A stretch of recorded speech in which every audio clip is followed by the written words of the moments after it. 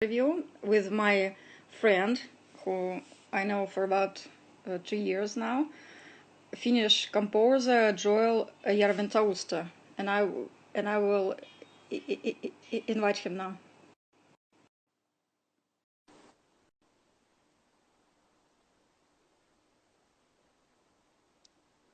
Yes, connecting. Hello. I think you better to. Is that Yes. better? Yeah. I actually, I only now realized. Do I pronounce your name correctly? Is it Joel? It's Joel. Yes, that's what I was thinking because it's how you pronounce this letter, and I always said it in the wrong way. Yeah. No, that's fine. I'm pretty used to people calling me Joel anyways, because I've lived. Yeah, well, I'm happy to see you. I know that you are in Great Britain, right? Yeah. Well, greetings from Russia, St. Petersburg, and let's start this talk about your career Yeah. with some insights into your composing process. Yeah, that's it. Well, I wanted to ask about this multinational background that you actually have. I know that you lived in Luxembourg, Yeah. but you then studied mainly in Britain. I would say yes, all your high education degrees are in Britain, but you are Finnish, and thus, how does it influence you as a person, and whether you take inspiration from these three cultures that you associate yourself with? Mm. Um, it's a difficult question, really. So I grew up in Luxembourg, and I lived there for about 18 years, and then as you say, I did my higher education in UK. But my whole family. I mean, I'm from Finland, and my whole family is Finnish. Um, I don't know how it influences me really as a person, except in the most obvious senses that I speak Finnish most of the time with my family, and then English with my fiance and friends, and it makes me. Well, one thing that I've noticed is that I usually think in English rather than in Finnish, which is quite interesting. And then in terms of music, well, I guess I've done my higher education here in the UK, as we said. So the different teaching styles maybe affect this. Can I venture a guess that are you more, and especially studying with Colin Matthews, George Benjamin, who are influenced by British tradition? Do you think that you have been listening to more British composers that you would have if you lived in Finland? Oh yeah, definitely. That's definitely true.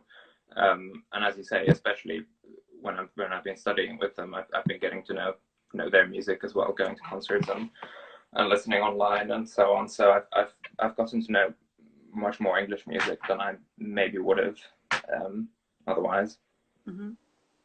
In a way, well, I'm just improvising, but do you think music still has this national belonging? Would you now identify as a Finnish composer, or is everybody sort of just himself or herself, and we don't think about what country they come from? Um, I think it's more individual nowadays. At least I'd like to think so, but there are kind of traces and influences that young composers take from the countries that they are from. Not always, but I would guess that that affects your musical language in some way. But I would like it to be more individual, I think. Mm-hmm. Yes, I'm just asking because you wouldn't.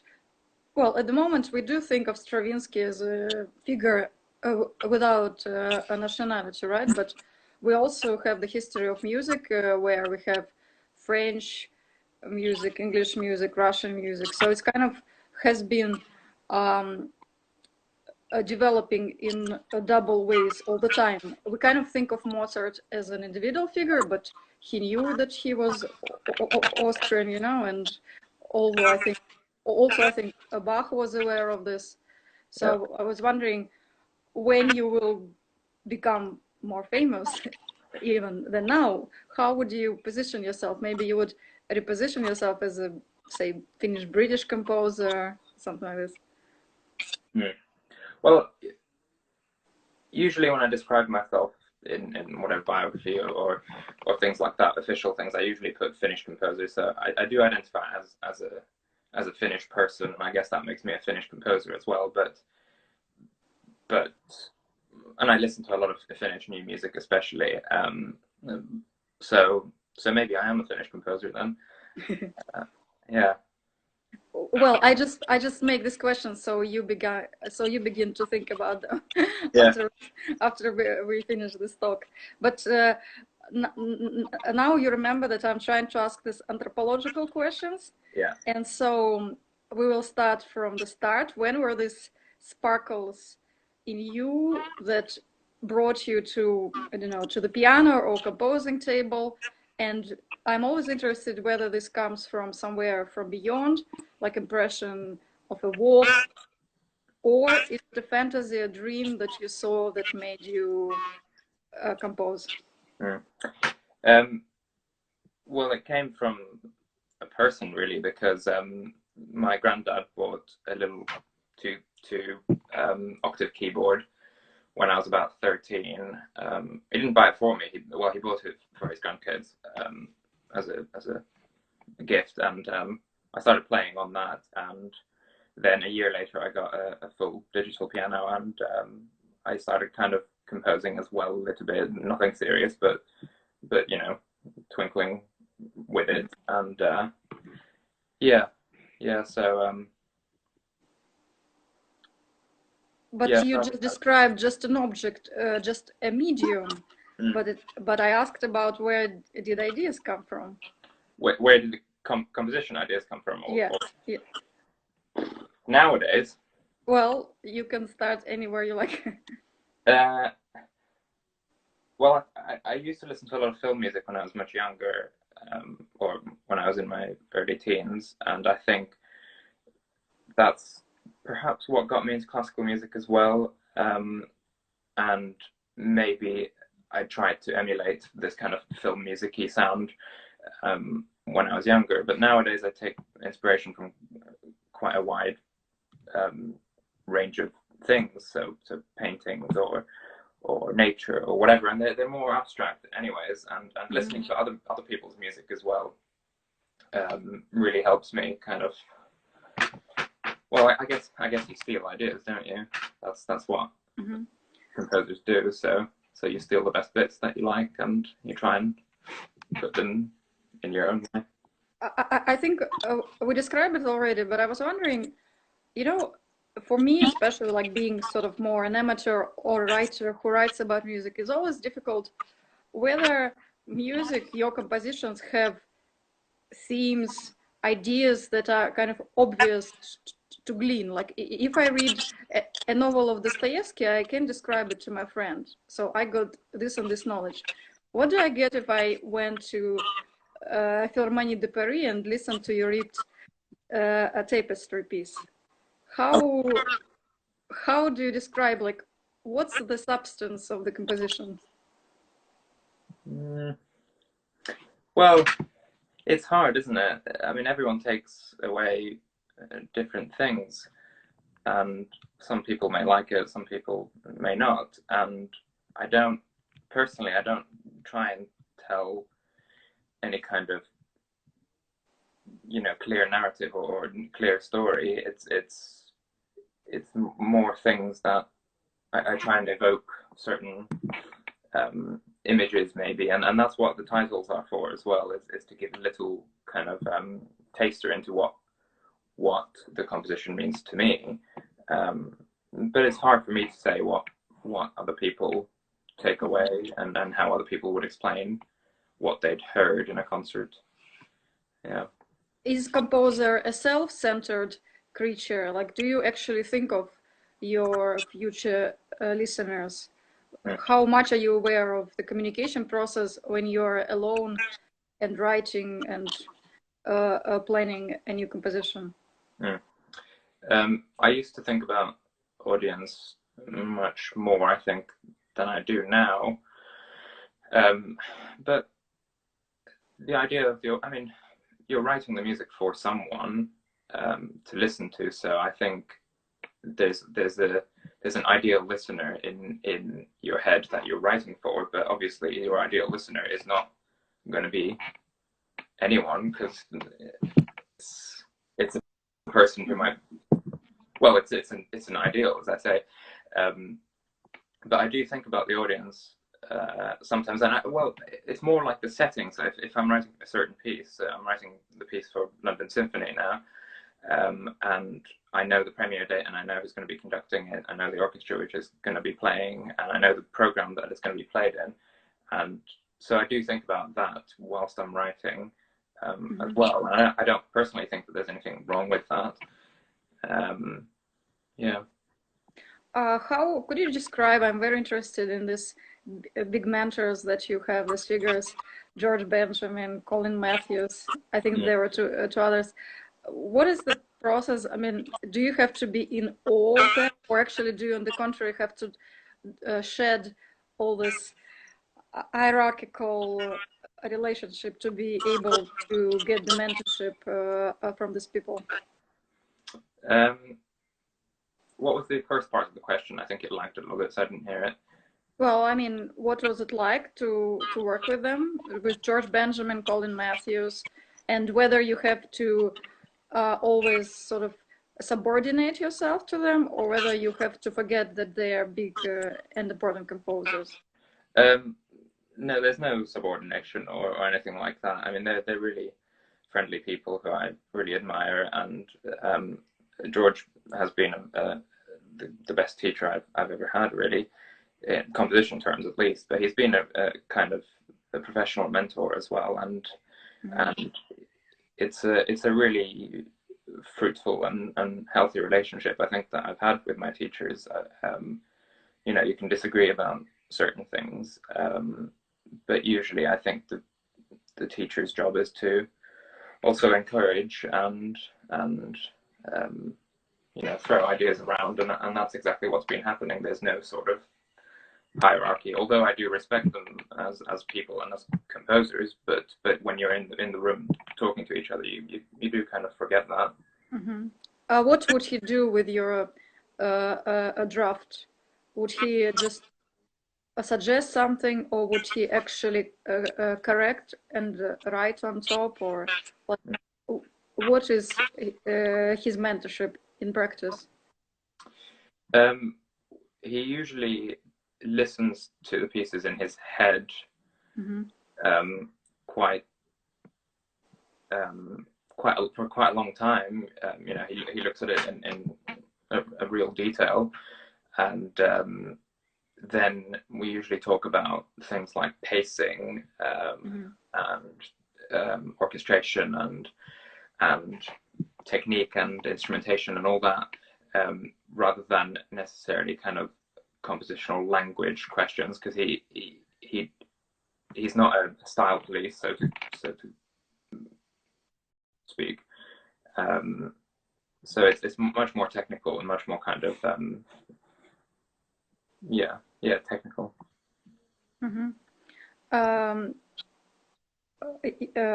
Yes, I actually was. I'm trying to kind of to get out of you some mysteries of composition process. I wonder whether you said that George listens to it in your head. Can you do the same with your piece and with any piece that you look at? Is it a skill that you develop? Yeah, it's a skill that you develop. I mean, I hear my own music in my head when I write it, or whilst I'm writing it, and I try and listen to it as much as possible. I mean, it sounds weird, doesn't it, to listen to it in your head, but that's how it works. But with other people's pieces, especially if they're large pieces, if they're orchestral pieces, or for big ensembles, it's really difficult to actually hear what the harmony is doing. But you can kind of see the gestures and things, and imagine it to a certain degree. And some people can do it much better than others. But I think I don't find it easy, definitely. And how do you, for example, for a big orchestral piece, do you test whether you have heard the things correctly their combination? Is there a computer that helps you to see whether the sounds for each instrument were right in combination? Mm. Yeah, I mean, I do use the playback as well for that, but I think I mentioned to you before that I use the playback mainly for pacing things, mainly because it's quicker to compose then. But I compose with the piano, so to check harmonies and notes and things like that, I do that with the piano, and sometimes that's how I proceed. You know, if I'm stuck or whatever. Yeah, so there is checking with real instruments and sounds as well. It's not all in my head. I also wanted to ask, you seem to be sort of a cool and selected person, whether these qualities are the prerequisites for a composer who spends much time in this kind of calm, concentrated state, or can you be a nervous and crazy person and be able to compose? I don't know. I'm not the calmest person in one sense. I mean, I probably come across much calmer than I am, and I get quite nervous about performances of my pieces, and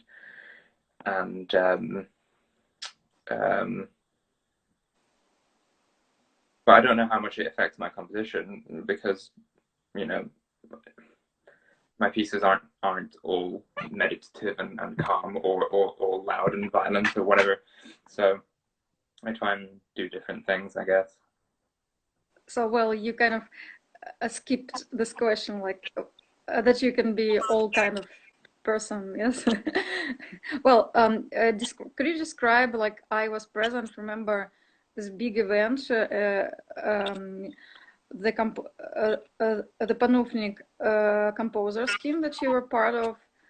I really liked how Francois Xavier Roth worked with you at this final open event. So I'll just describe it. So 8 composers, yes, had their score played by a London Symphony Orchestra, and Francois Xavier Roth, he helped the composer, gave the advice, and kind of gave him feedback. So how helpful was the whole process? I understand that you also met with Francois Xavier several times, right, during the year?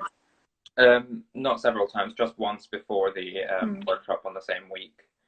But that was really useful. I had, I think, half an hour with him just to look through the score, and I mean, it's great to have a world-class conductor look over the music and discuss ideas with you and things, and then to have it workshopped a few days later, or was it even the same day? Maybe I can't remember. Is what you really need when you're starting out to hear your music and to get the professional feedback. Yeah. How do you take courage to introduce some rare instruments into your scores? And if you do, how also you hear them before they're part of your composition? What do you mean by rare instruments? Well, I don't know. I just remembered vaguely that there was something rare in your in your composition, which I heard at the Panufnik scheme. But sorry if I'm wrong. There's nothing rare in it, but maybe it's just a combination of sounds that might have sounded like a different instrument, and that is something that I do a lot. Is try to come up with interesting sounds that people may or may have not heard before. I mean, I don't know what people have heard of before or not, but they're sounds that interest me and interest my ear, and this probably comes from studying the spectral school in university during my bachelor's, because sound is their sound is their main thing. So I think that's where this influence comes from, even though my music isn't really spectral, I wouldn't say. Do you test whether other people have done this combination before? Do you kind of scan the history of music, whether you are doing something innovative, or is it possible, or maybe it's not possible to be completely groundbreaking? That's a big question. I don't try to be groundbreaking, and I don't really mind if some people have used the techniques before or whatever. If they've used the combination before, it's not my intention to find completely original sounds and things. It's mainly to find sounds that I've not heard before, or that I've heard that I've really loved and want to use in my own way. Just 1 second. My phone is dying, so wait. Okay. No, that's not it. Oh, okay. Well, if I break for 1 minute, I will take my power bank, okay? Yeah, that's fine. Mm-hmm. Yeah. Yeah. Well, let's go back to the moments that you experienced. How did you feel during the, say, fame moments of being at the Philharmonie de Paris, being given the flowers, and how do you affect? How do they affect you? Are they kind of drugs that motivate you to do more, so that to get more of these moments, or do you just let them pass by? You know? No, I mean, drugs is quite a good description, I guess. You do get a massive adrenaline shot, especially in situations like that when there's 2,400 people, I think it was, in that hall, listening to your music, and then to get to bow and you've had a successful premiere of your piece, which is obviously the most important thing. You do get a massive rush of adrenaline, and it's memories that I cherish, and it's it's a feeling that I'd love to get every time a piece gets performed. So yeah. Did you feel the same when you were part of the group? Remember, we discussed this. So I should mention that you were part of the commission by Helsinki Festival. Yeah. You were part of the group, sort of the new version of Korvatauki, The Year's Open, and you had to write a very strange piece to celebrate the 60th birthday of Esa-Pekka Salonen. So Yeah. how did you feel doing it, and whether it brought you the same kind of exhilaration? Yeah. Yeah, it definitely did. I mean, it was a really interesting project, and there was a lot of people there and a lot of media coverage, and obviously we got to work with Solomon, which was amazing, and yeah, it was a great night. Afterwards as well, there was an after party, and yeah, it was all very good. I was wondering, how does a dedicatee of the piece, who is also its conductor, work with it? He has to be serious with it, but then he is supposed to be surprised by it in the end, you know? Yeah, I see. Well, he's just a cool and calm and collected guy, so it seemed pretty natural to him to just do it and get on with it. Mm-hmm. And you said, like, describe what you did. You opened call for Twitter quotes, right? That were part of the text of the piece. So it was almost like a collective piece. Yeah, it was. Yeah, we were supposed to at first have tweets live during the piece to be somehow transmitted to the singers so that they could sing them out, but that proved a bit too difficult. So instead we picked tweets beforehand. Yeah, but it was a great project, really. Mm-hmm.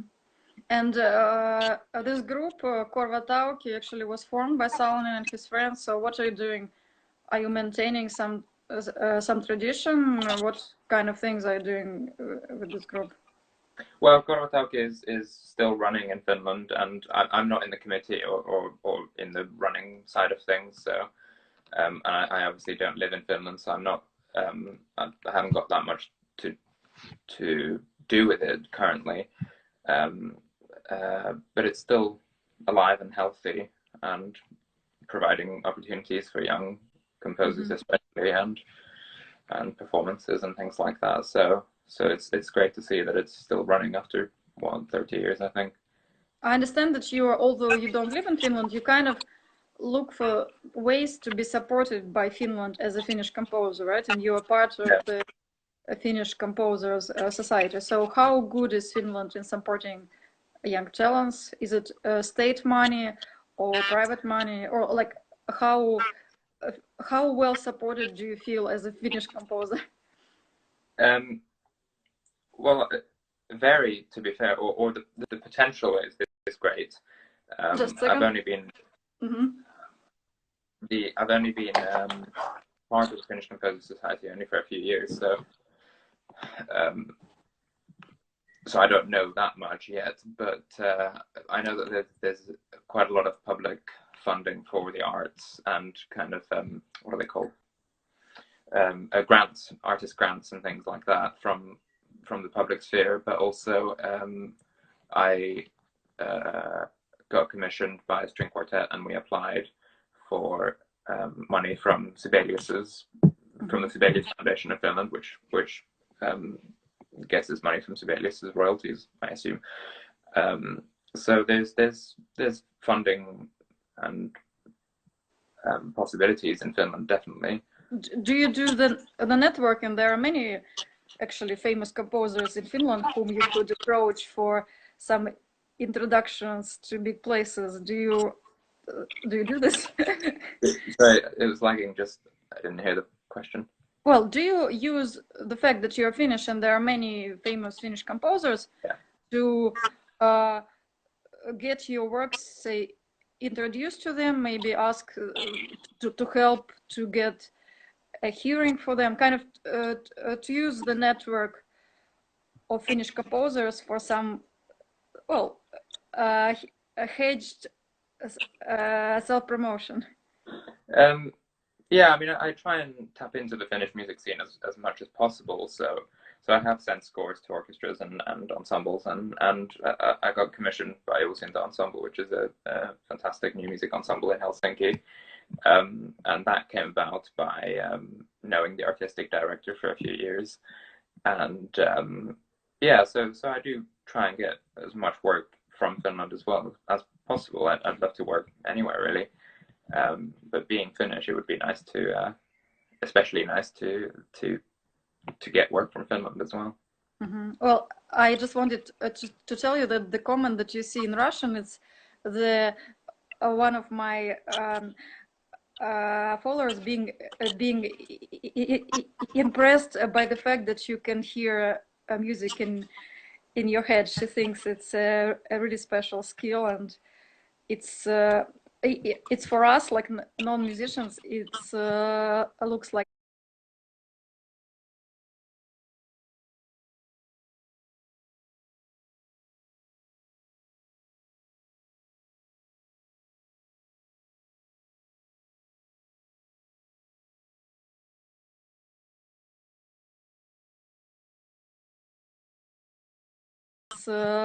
looks like a magical thing. Yeah. Oh, thank you. Sorry. Well, what else? So, can you describe to us whether you have a routine of working, whether you have found through years the things that actually become obstacles in your productive work and things that stimulate you and help you to be productive? Yeah, I used to work a lot in the evening, and that seemed quite useful actually. I was quite productive in the evenings, but now it's somehow shifted to the morning whenever I have free mornings. So I work quite intensively for a few hours, usually in the morning, and then in the afternoon if possible. And now, especially during this quarantine, I mean, I've been working on the piece for London Symphony Orchestra for a long time now, and I work on it all day, and that's the routine that I found best with that piece, is just to keep chipping at it, because it's such a huge project. Yeah. How do you know when enough is enough? Because if the piece is not finished and takes several months, then your psychological somebody tells you just keep working on it. How do you stop? How do you chunk the the amount of work into small pieces? Well, I mean, usually you just get tired by the end of the day and you just stop working. But I mean, I do work quite long hours sometimes. But then I have a few days off, and as I said, during this quarantine, it's quite easy to keep the routine because there's nothing else that you're doing. So I'm just working at it and then having a few days off if I've been doing lots of work. But I mean, sometimes when I work, I can be in here in the office to work for a few hours, but nothing really comes out of it. So that's when I usually stop as well for the day, because if it's not working, then I might as well not spend all day just doing nothing, so to say. Who is your how to say? Do you have somebody who has a say on your work in progress, or do you not show it to anyone before it's a finished piece? I usually prefer showing it after it's finished. But currently, I've just switched supervisors from George Benjamin to Sylvina Milstein at King's, and she's looking at my work in progress, and we're having Skype meetings and things, which is really useful because she's a great composer and a great teacher as well. So it's always good to have another pair of eyes looking over it, and then also I share my work with my fiance and a few friends, so there are usually quite a few pairs of eyes in looking at stuff that I'm doing, but I do like to keep it to myself as well as much as possible. Actually, speaking about modern figures, could you name some that you are still influenced by and whom you consider somebody to aspire to?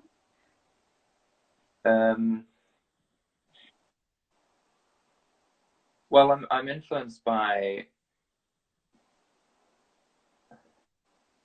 There's quite a lot of living composers that I'm influenced by. Or I mean, influence is a strange word, but whose music I really love. So, well, the first one is George Benjamin, and that's why I went to study with him, because I just love his music, and I'd heard that he's a great teacher, and I aspire to be a musician like him. And then there are others like Hans Abrahamsen and Ben Sørensen, who are both Danish, and I love Winsuk Chin's music, and Sari Aho, and Salonen's music, and there's some British composers, other British composers, so Nussin, Thomas Addes.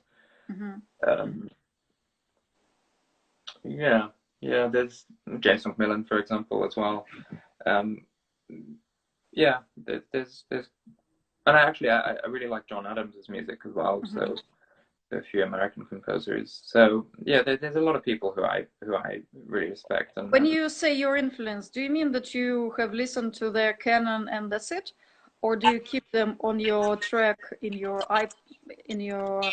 iPod or like what in your listening device? Well, I do repeat listening as well, so I do listen to some pieces more often, or multiple times. But I mean, sometimes I get influenced or inspired by a piece that I've only heard once as well. So it's not set to stone, really.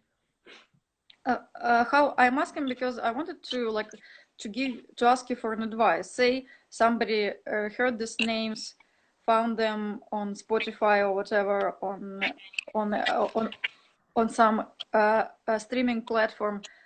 How to listen with understanding what you're listening to? Do you have to look whether the composer comes from which school? Do you have to understand the context of its name? Or is listening several times is enough to get something out of it? I think your last point is probably the most poignant one. So listening to things multiple times because you get to know the music, and then you get to really know whether you like it or whether you don't, and what you might not like or what you might like in it, and it might give you a whole different perspective. So if you go to an art gallery and you look at a painting for 10 minutes, you can see plenty of things, but then if you go and have a coffee for half an hour and come back and look at it again, you'll see hundreds of other things in the same painting. So I think that's what repeat listening would be like as well.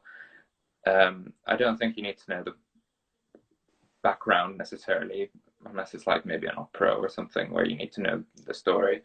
I just, yeah, it's a hard one because I don't really, it's hard for me to imagine what it's like to listening new music when you're not a musician, because I, as a composer, listen to it in a completely different way, because I always listen to it in a kind of composition mode. So listening to specific things and the form and structure and things like that, kind of analytically, which I get a lot of enjoyment out of.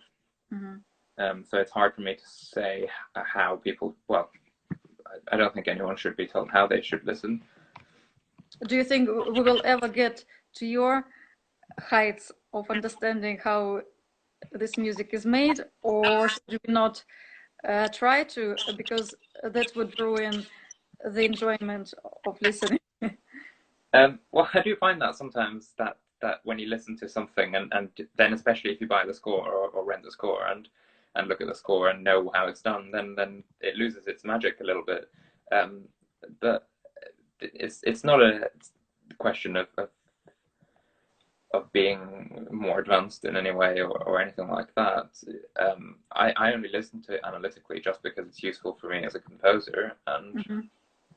But I mean, to be fair, sometimes music can be so powerful that you just forget, the analytic side as well, and you just enjoy the moment.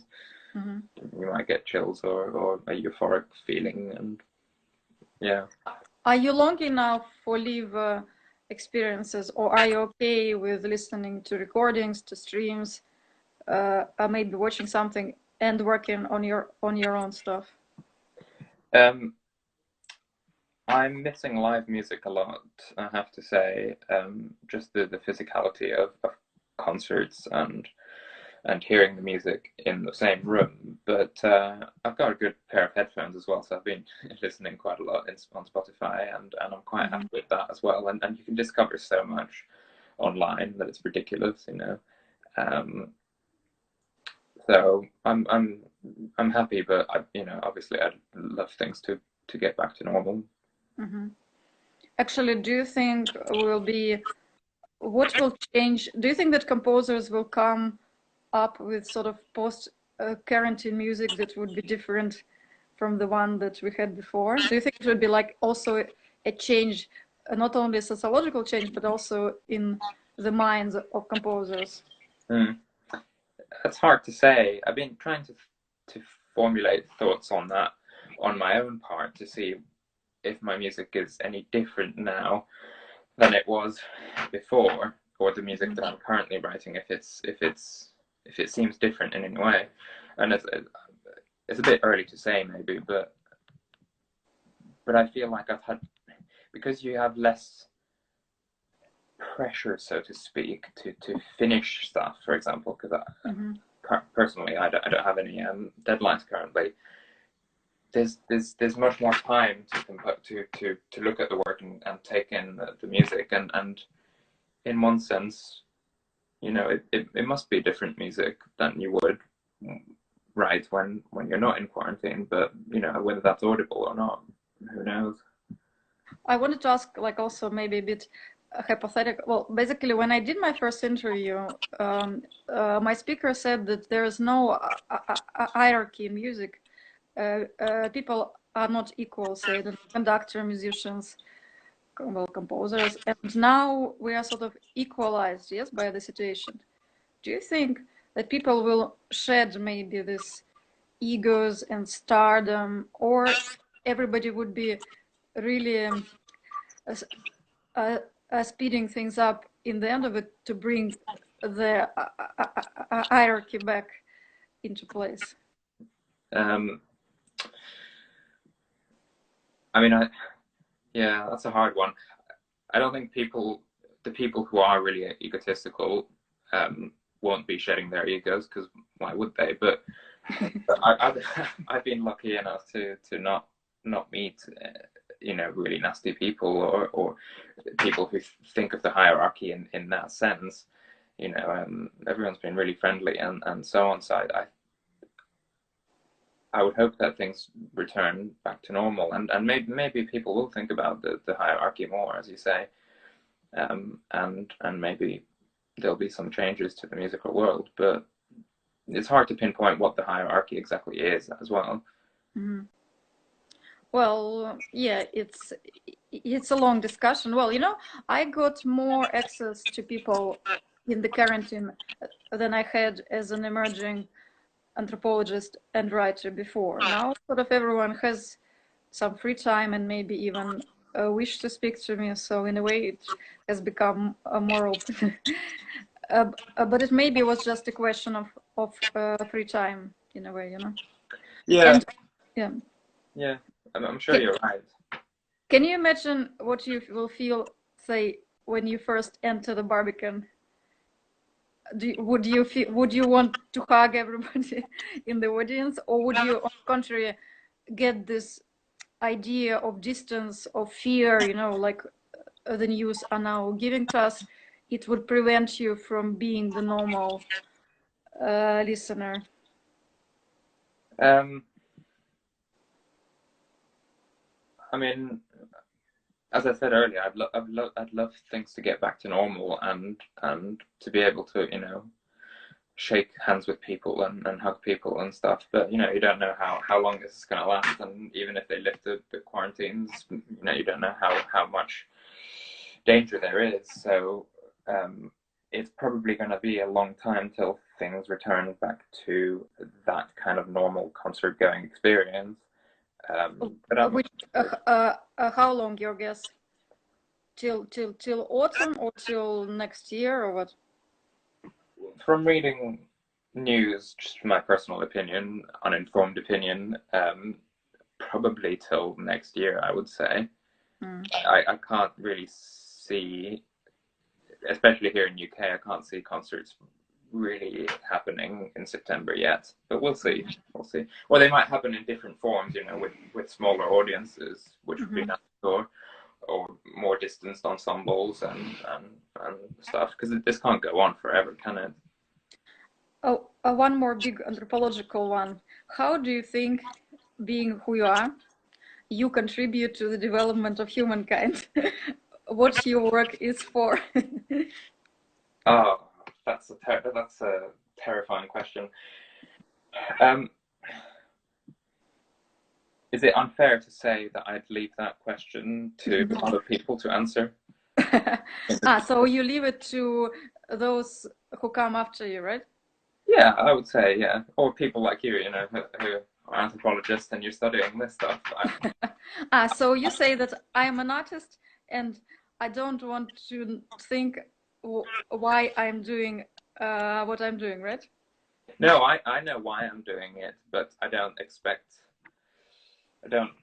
want to force feed my music to anyone, and if people don't like it, then they don't like it, and if if they do like it, then that's great.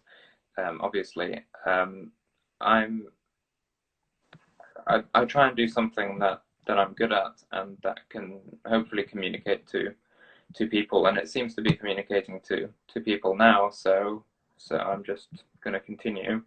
Yes, I'm trying to work out whether it's the most powerful impact of music on our intellect, or on our emotions, or maybe on us physically. Maybe we change ourselves, change when we have the vibes, in our ears. What do you think? So what was the first part again? Well, first is intellectual, say, communication of certain ideas. Second is emotional states, and third is physical. Say you just feel good when you hear things.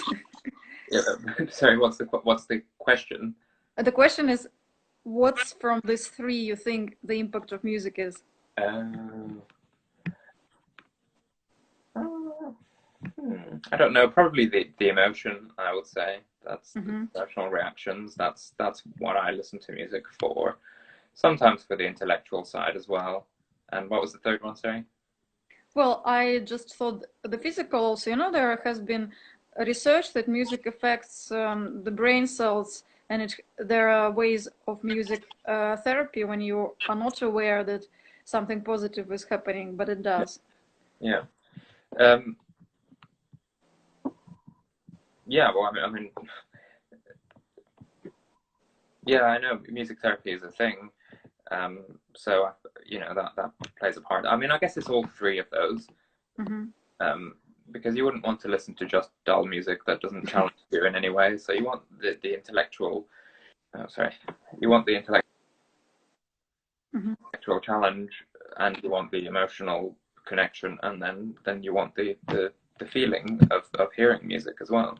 Mm-hmm. And the actual that's what I was saying about missing live concerts. The actual physicality of hearing the sound in the same room, and also sitting with other people in the room. Everyone's quiet, and there's something quite magical about it. So I think they're probably all equal, Mm-hmm. all three suggestions.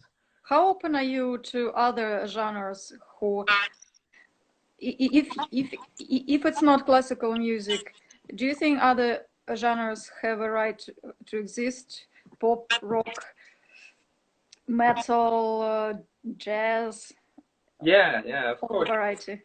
Yeah, of course, of course they have the right to exist. Yeah. Um, I personally listen to like 80s pop um, Mm-hmm. sometimes, especially when I'm exercising, for example, because Mm-hmm. I don't listen to classical music when I'm doing exercising. I listen to pop radio when I'm cooking sometimes and stuff like that. So yeah, and I like some jazz. Oscar Peterson, for example, is a phenomenal um, musician, and yeah, why not? Any music, every kind of music. Yeah, go for it.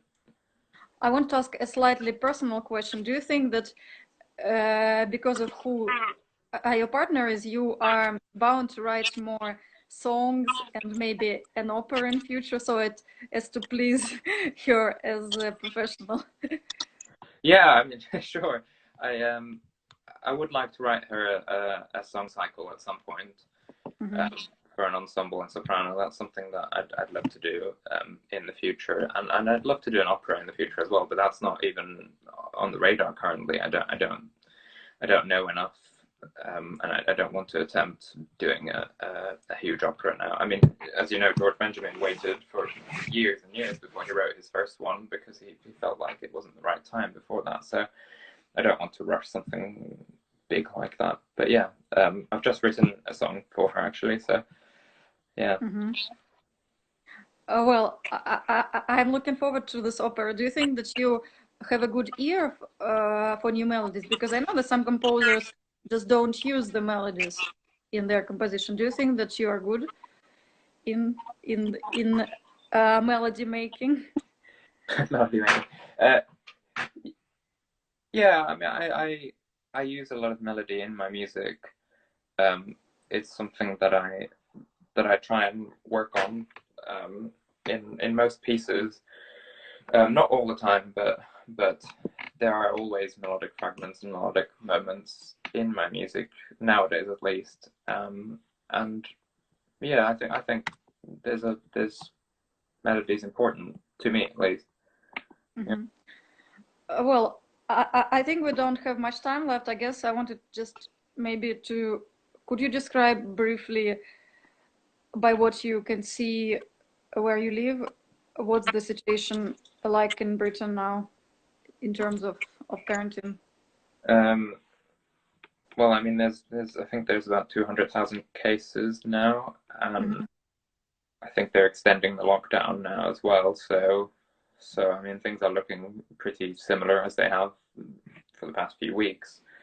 Um, but hopefully, the peak has been reached, and we'll be able to start to get back to normal.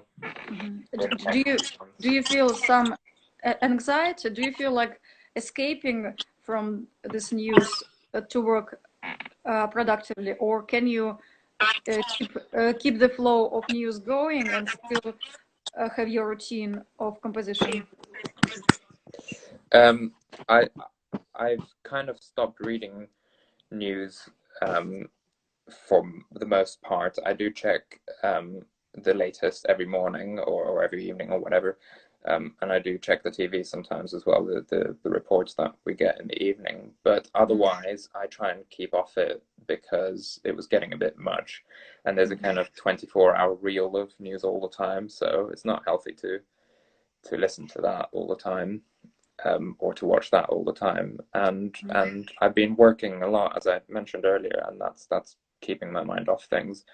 I'm probably working more than ever before as in writing more than ever before, and I think that's partly because it's something something positive to do in this time. Can you imagine, just to be as open as you can, your future in 10 years? Let's say we see this conversation on Instagram in 10 years, and what your current self would say, would imagine that future self be? Well, in terms of work, I would love to be able to do freelance composition and freelance teaching and earn a living that way, and to be, have plenty of musical relationships with ensembles and orchestras, and keep writing music and keep fulfilling little dreams that I've got. It's upward trajectory. I think we spoke about this before, that no one wants to be in the same place forever. So as long as it's going upwards, in terms of life and career and other things, then that's great. And that's what I aim to do, is to keep going. Do you think it's possible to talk of fame in terms of a composer of classical music? Do you plan to be famous? Well, it's not something that I consciously try and do. Also, because I don't think composers are famous in the modern sense. Not at least as famous as some conductors, I guess. But you can be famous and appreciated in smaller circles, and why not? That's a great thing, I think. Well, if you do become famous, I'll be the one who talked to you in the beginning of that meteorical rise. And please remember me when you will be giving the free entry tickets to your performances. And we'll do this interview again in 10 years. Yes, well, thank you so much. For those who listened to our talk, could you tell us where we can listen to your music? I've just uploaded most of my music to YouTube, so just searching my name on YouTube, and then on SoundCloud and website, and I keep sharing my music on Twitter and Facebook and Instagram. So there's a lot of places to find it from. So it's all in the open access at the moment, yeah? Yeah. Okay, good. Oh, well, I wish you the continuation of your productive quarantine time. I'm very happy to meet you. I think we met last time in February, right? On some of the concerts. Yeah, we did. Yeah, in Royal Festival Hall, I think we bumped into each other. Yes, we were seeing also the talk before, yes, with some composer, like the pre-concert talk. Yeah, was it Mark Anthony Turnage? Yes. It was the Philharmonia concert. Yeah. January then. January. Okay. Greetings from St. Petersburg. Sorry for trying out my difficult questions on you. That's all right. greetings to Britain. I'm not sure when next time I'll be able to visit, but when I can, let's plan to meet at some other concerts soon. Yeah, definitely. Let's meet up. Yeah. Okay. Well, thanks for this, and stay well. Kiitos. I'm learning Finnish, but it's only been improving in my understanding. So, Well, till how to say till next time. We don't really have a saying for that because we just say bye usually. Anakimin, yes. Anakimin, yeah. Oh, Nakamin, yeah, that's true actually. Yeah, Mm-hmm. see, I'm too English nowadays. Well, thank you so much, and thank you for giving your time to speak about your music. Yeah, thank you. And for everyone, the talk would be available on my site in whole version now. Somehow Instagram lets us have these talks there, so That's great. so you could share it also on your profile. Yeah. Great. Thank Well, it's been you. a pleasure. Bye. Okay, bye.